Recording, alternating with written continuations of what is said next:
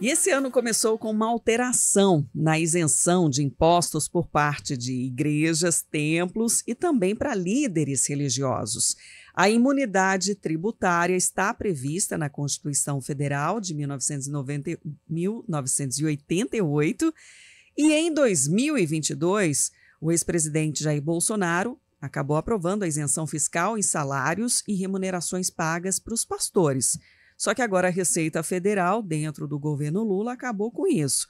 E a arrecadação é prevista para tentar também equilibrar o orçamento, né, do governo federal. A nova medida aprovada gerou um incômodo político e além dele. Mas, na prática, né, a gente quer entender como é que fica agora. As entidades religiosas, elas ficam isentas, né, de todos os impostos? Marcelo Pellegrini já está em contato aqui com a gente para poder esclarecer. Boa tarde, Marcelo. Prazer. Boa tarde, o prazer é meu. Muito feliz de retornar à CBN. Boa tarde, André. Prazer em falar com a Sandra, aos nossos ouvintes. Vamos lá bater um papo aí que o tema é palpitante. É palpitante, né? E gera bastante polêmica como vem acontecendo, né? Mas vamos explicar também para os nossos ouvintes por que as igrejas, né, essas entidades religiosas, elas não pagam impostos no Brasil. Claro, então vamos lá. O ponto de partida nosso, como é sempre, é a nossa Constituição.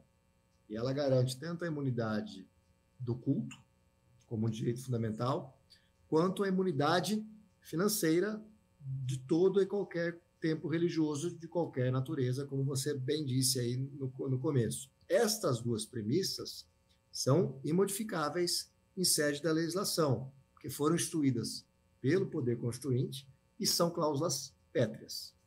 Então, nós não podemos negar a premissa de que há a imunidade.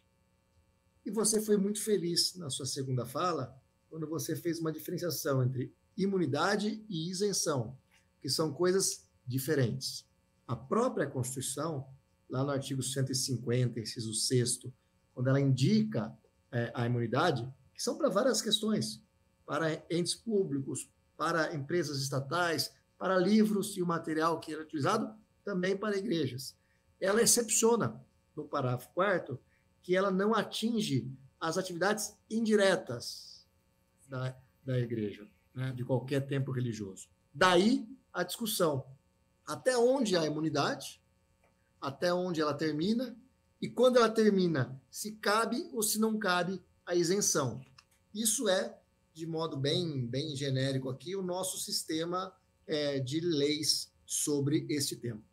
É que a forma de comunicação ela também modifica dentro das igrejas e cria oportunidades, né, também de novas relações, né, inclusive comerciais ou de valorização ou até de aquisição de meios de comunicação pelas igrejas, né? Então, isso também é debatido, até que ponto a igreja não está se beneficiando, né, de recursos e a contrapartida disso para o Estado ou para o município. Então, vamos, acho que talvez um exemplo concreto possa ajudar o nosso ouvinte.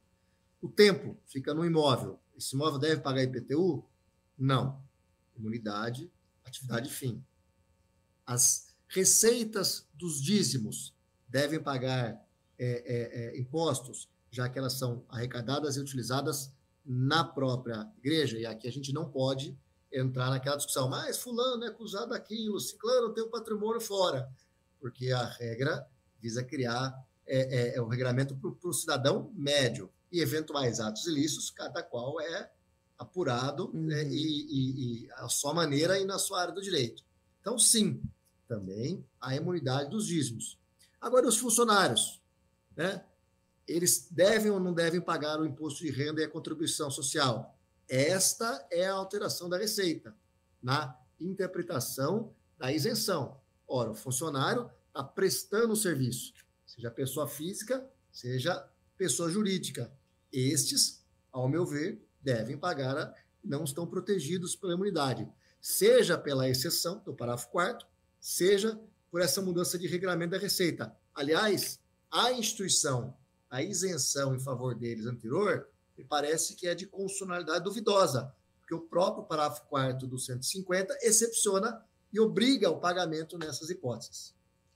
Então não são, essa isenção não é total, não é para todos os impostos, né? Não, mas, por exemplo, a igreja não tem obrigação de recolher a cota patronal, mas quem presta serviço, seja através de pessoa física ou jurídica, tem obrigação de pagar o imposto de renda e os impostos sobre o lucro daquela prestação de serviços para a comunidade. Um templo que ele é incorporado, né, numa pessoa jurídica da própria igreja, ele deve pagar o ITBI? Não. Por quê? Porque é o imóvel que está sendo construído o templo. Então, dando esses exemplos completos, regra geral, o que for atividade direta tem imunidade. O que for indireta, ou melhor, prestação de serviços, não tem essa imunidade. Aliás, o capítulo da Constituição onde está inserida as imunidades, está lá, limitações constitucionais ao direito de taxar. Quer dizer, proíbe todo e qualquer ente federado que se arvore de cobrar esses valores diretamente dos templos.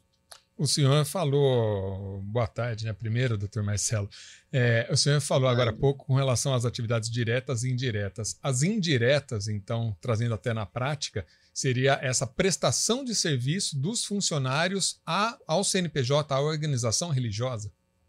Sim. Eu dei um exemplo aqui porque ele é mais fácil de distinguir, né, André? Uhum. Então, o templo em si, a propriedade do templo, a questão do dízimo são mais palpáveis. Assim como a prestação de serviço está absolutamente dissociada da atividade fim, né, da questão dos templos. Existem, talvez, se a gente for entrar em detalhes aqui, algumas atitudes, seja das igrejas, seja dos prestadores, que, por exemplo, são duvidosas. Um investimento, um exemplo, eu até li numa matéria, de uma igreja, no Instituto Educacional, até que ponto pode ser tributado ou não? O Instituto Educacional também é prioridade na Constituição. Então, é muito de caso a caso. Tem momentos, né, muito fáceis de você conseguir entender e distinguir, mas, evidentemente, há questões de zonas cinzentas, como a gente chama, né, de casos difíceis, em que é necessário fazer uma análise mais profunda do caso a caso. Até com relação a isso, me surgiu outra dúvida, nesse caso, esse exemplo que o senhor colocou. Existem várias igrejas aí, um amplo leque, né, nacionalmente falando, que se utiliza ou tem, né, escolas e organizações sociais, um braço social da igreja. Sim. E aí entra também esse diálogo também com relação a esses funcionários das organizações, as mantenedoras, né, muito se fala, claro, né, nesses termos, se eles também passam a ter que pagar ou permanecem isentos. Se é atividade fim ou atividade indireta. Isso, desculpem. Particularmente eu faço a mesma análise, né? A instituição educacional, e aqui a gente sempre tem que partir da boa-fé das pessoas, né? Essa é a regra do direito, né? A má-fé é a exceção. Elas não devem pagar as contribuições sobre o lucro, por exemplo, imposto de rendas. Mas aqueles que dão aula, professores que prestam serviços, devem pagar as contribuições, até para fins da sua própria aposentadoria, né? Estar incluído no sistema da Constituição. Senão, você cria até um outro problema a médio prazo, né? Você vai criar uma série de pessoas que prestam serviços direta ou indiretamente para entidades religiosas que não têm a proteção do Estado na sua vida pessoal, na sua vida civil. Seriam brechas, doutor, para tentar conseguir entrar dentro desse critério de isenção também, ou pagar menos impostos? Eu não vejo dessa forma. Eu acho que tem que fomentar, foi uma decisão do Constituinte originário de 88, a proteção máxima aos templos. Então, nós temos que ter como norte sempre essa ideia do Constituinte originário. Segundo, a atividade aí do templo, seja ela qual for, eu acho que ela é muito respeitosa e merece a proteção da imunidade. A grande sacada, a grande dificuldade é se houver um desvio, se houver um uso pseudo-religioso para outra atividade. Aí sim cabe uma apuração caso a caso. Na questão da saúde, na questão do prestador de serviço, na questão da escola, me parece que são mais fáceis da gente identificar se há ou não há o desvio, se há ou não há atividade da mantenedora. Em outros, talvez sejam mais difíceis, mas o norte, o ímpeto, né, a vontade do Constituinte me parece muito acertada, tanto da parte dos templos, quanto da independência, né, dos cultos, quanto mais também dos livros e do papel que nele é utilizado. A importação de papel para fazer um livro também não paga imposto de importação, a título de curiosidade e de conhecimento. Uhum. E o impacto até nas lideranças religiosas também, né? Não só da instituição ali ou do espaço que está ocupando, mas de que forma que aquele representante contribui ou não, né? Claro, o Brasil é um país laico pela Constituição, mas todos nós sabemos que várias religiões são propagadas e todas elas a gente tem que respeitar a liberdade de crença de cada cidadão. A regra é imunidade aos templos. A exceção em alguns casos, ela não é cabível.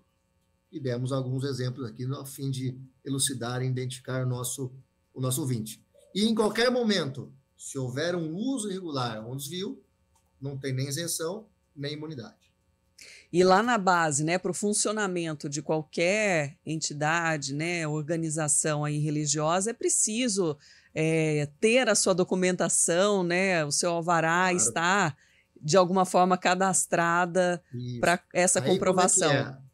A legislação infraconstitucional, no caso o Código Tributário Nacional, ele tem lá um dispositivo, acho que é o artigo 14, se eu não me engano, e aí, se eu errar o dispositivo, eu peço até desculpas, mas ele fixa lá, você tem que ter a contabilidade escrita, os lançamentos identificados, né, a contabilização a arrecadação do dízimo que não é isenta para aqueles pagamentos que são feitos para os funcionários que devem ter uma incidência na quota-parte do servidor. São elementos para você validar a isenção. Aquele que passa a não ter regramento, que não tem os livros contábeis, que não faz as declarações de renda, que não mostra quanto entra, quanto sai, vai, mais cedo ou mais tarde, ter uma dificuldade com a Receita na apuração dos impostos e na perda da isenção ou da não incidência da imunidade. Até, doutor Marcelo Pellegrini, se fala, né, as igrejas não visam o lucro, né, não tem esse objetivo, e aí a gente também lembra das próprias ONGs, as organizações não governamentais, com relação a essa questão da imunidade tributária. Isso hoje já é aplicado também, por exemplo, presidentes de ONGs, diretores, né, com relação a essas remunerações? É completamente diferente. São coisas diferentes. Imunidade e isenção são coisas diferentes. A imunidade, pressuposto constitucional, só o legislador, uma nova Constituição pode mudar. Isenções podem ser dadas. Por exemplo, isenção para uma ONG, por lei. Ela tem que ter um tempo certo, ela pode ser cassada a qualquer momento. Por exemplo, a folha de pagamento, que foi um tema aí que caiu um veto do governo na virada do ano, né, que houve a desoneração da folha. O Congresso falou que tinha que manter a desoneração, que é um benefício, isenção é um benefício. O governo vetou e o Congresso derrubou o veto. Ou seja, continuam as desonerações, que são isenções, tanto para ONGs quanto para outros segmentos. São completamente outras matérias. Tanto é que a gente fala, a isenção precisa da lei para autorizar, ela tem tempo de vigência certa, a imunidade não precisa, ela é exercível de plano. Uhum. Uma você dá e caça, a outra você vê se incide ou não incide. São institutos jurídicos diferentes, cada qual com seus regulamentos próprios. Uma é interpretada restritivamente, que é a isenção, 97 do CTN, e uma interpretada completamente, de forma mais abrangente, para você dar o direito, que são as imunidades que estão previstas como cláusulas pétreas na Constituição. E que, nesse caso, ainda gera discussão, embora exista aí já o regramento, né, mas tem as pressões, inclusive políticas, para, de repente, rever isso, o que também pode acontecer, né? Mas o que está valendo essa colocação verdade, agora da Receita, né? Eu acho que a questão foi mal colocada. O que foi dado foi uma isenção da folha de pagamento de quem presta serviços. Não foi uma rescisão, nem poderia, de uma imunidade. E agora foi retirada essa isenção. E isso é do jogo democrático e do parlamento. Marcelo Pellegrini, obrigada pelos esclarecimentos. É um tema bem delicado, né, que traz realmente discussão e dúvidas. Estamos aqui para isso, para ajudar no entendimento também dos nossos ouvintes. É uma alegria poder voltar à CBN esse ano, e é exatamente isso. A gente tenta trazer alguns exemplos para elucidar o nosso ouvinte o caso concreto. Muito obrigado, um bom final de semana a todos. Para você também e até a próxima. 13h28.